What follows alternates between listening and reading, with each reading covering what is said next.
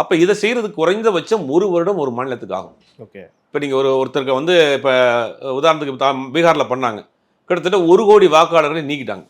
சரியான ஆவணங்கள் அவங்க சப்மிட் பண்ணல, கொடுக்கல. அதை எதிர்த்து உச்சநீதிமன்றத்துக்கு போனாங்க. எதிர்க்கட்சிகள் பெரிய போராட்டம் பண்ணாங்க. உச்சநீதிமன்றம் கடுமையான கண்டனங்களை அவங்களுக்கு பதிவு பண்ணாங்க. பதிவு பண்ணி அவங்க முதல்ல வந்து ஆதாரெலாம் வந்து அது ப்ரூஃபாக எடுத்துக்கல. ஆமாம், ஆதார ப்ரூஃப் எடுக்க உச்சநீதிமன்றம் கடுமையான கண்டனங்கள் தெரிவித்து ஆதாரையும் நீங்கள் ப்ரூஃபை வாங்கிட்டு அவங்கள ஓட்டு போடணும்னு நீங்கள் சொன்ன பிறகு ஒரு 25 லட்சம் பேரை கழிச்சிட்டாங்க. அந்த 25 லட்சம் பேர்லேயே நிறையா பேர் வந்து தவறான டாக்குமெண்ட்டை கொடுத்து சேர்ந்துருக்காங்கன்னு அந்த குழப்பமும் போயிட்டு இருக்கு. அதை எதிர்த்து ஒரு கேள்வி என்னன்னா, அவங்க வந்து நீக்கின வாக்குங்க எல்லாமே நிறைய பேர் வந்து சிறுபான்மையினர்களா சார்? இல்லை, பீகாரில் சிறுபான்மையர் மட்டும் கிடையாது. சிறுபான்மையர்கள், தலித்துகள், யாதவர்கள்.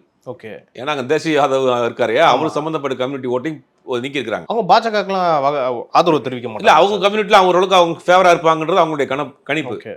அதில் குறிப்பாக யார் பாதிக்கப்படுறா அப்படின்னா, கூலி வேலை செய்யக்கூடியவர்கள், உடல் உழைப்பு வேலை செய்யக்கூடியவர்கள், கல்வி அறிவு இல்லாதவர்கள், அடித்தட்டு மக்கள் தான் பெருசாக பாதிக்கப்படுறாங்க. இது என்ன சொல்கிறாங்கன்னா, 1 மாதம் டைம், 1 மாதங்களே உங்களுடைய ப்ரூஃபெல்லாம் நீங்கள் ஆன்லைனில் அப்ளை பண்ணணும்னா, பீகார் மாதிரியான பின்தங்கிய மாநிலத்தில் எப்படி எங்கே போய் அவங்க அப்ளை பண்ணுவாங்க?